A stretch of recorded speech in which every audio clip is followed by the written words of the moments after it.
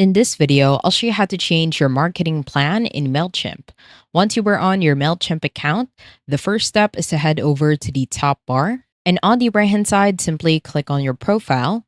Now, below your profile, head over to the third option, which is profile. That will automatically take you to the overview of your profile.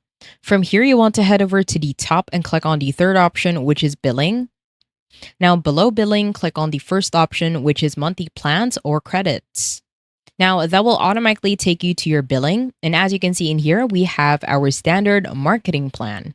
Now, in order for you to change your plan, at the top and the right corner, you will see a button to change the plan.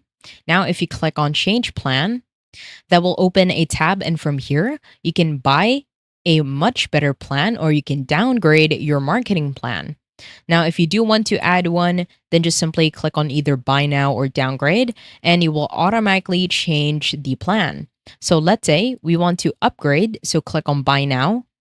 That will take you to your account, and here I have PayPal or Visa.